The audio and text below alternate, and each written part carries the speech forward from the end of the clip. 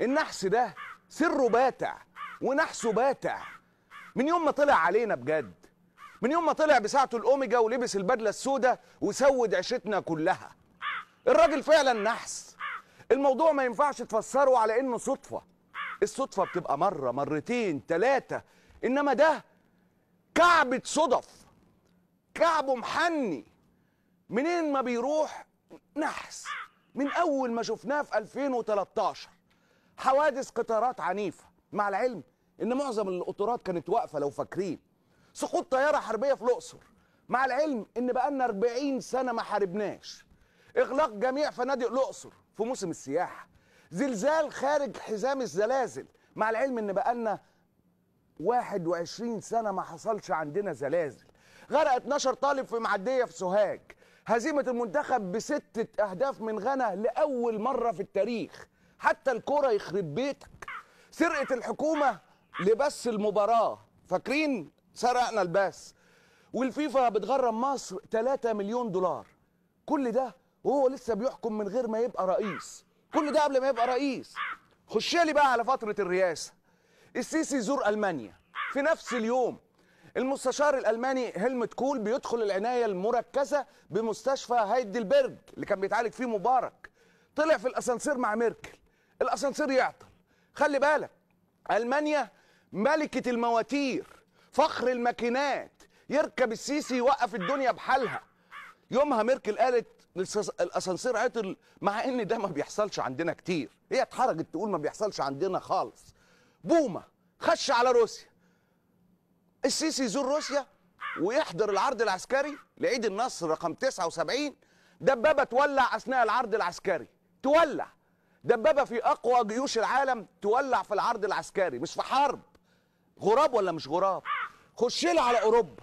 السيسي في جوله اوروبيه سنه 2014. اوروبا كلها تتراجع اقتصاديا، اليورو يهبط امام الدولار لاول مره من سنتين.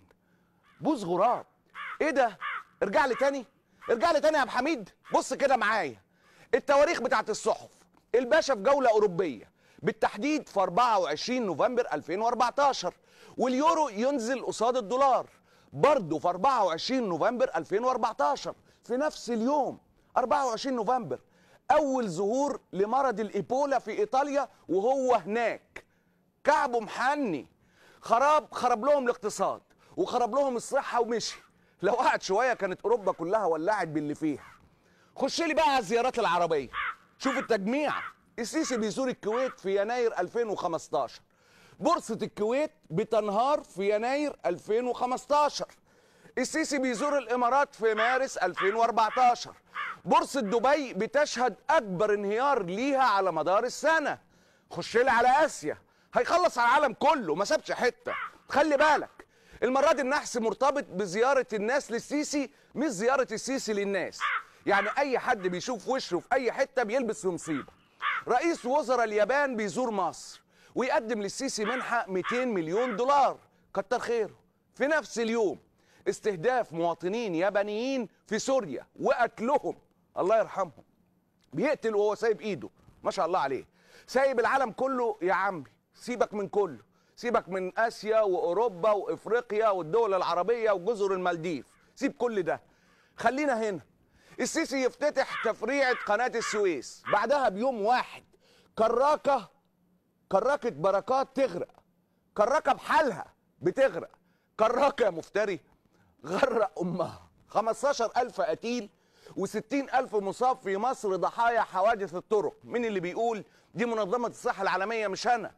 مصر على راس قائمة الدول الأسوأ عالميا في حوادث الطرق. 15,000 شهيد على وشك النحس يا نحس. ده احنا ما ماتلناش في أي حرب من الحروب اللي دخلناها. 15,000. الله يحرقك. ايه ده الكرسي بتاع المصور وقع والحلقة اتأخرت نص ساعة. ايه تاني يا شباب؟ لسه كتير. لا لا لا ما ينفعش لسه كتير. أنا تعبت حقيقة. آخر واحد مين ده؟ يا ولداه، لا حول ولا قوة إلا بالله. الشاب الغلبان ده اللي حضرتك شايفه بعت رسالة للسيسي يعزمه على فرحه. الرئاسة بعتت له ورد وبعتت له مندوب وتهنئة من الرئيس. والشاب يا عيني لا اتجوز ولا دخل دنيا. حادثه عربيه ومات، الله يرحمه. انا لله وانا اليه راجعون. وربنا يفك نحس البلد كلها، وربنا يستر والحلقه تكمل على خير، وما يحصلش اي حاجه تانية بعد التاخير اللي بعتذر لكم بيه، حاجه من نحسه الازلي. الله غالب، واشوفكم بعد الفاصل.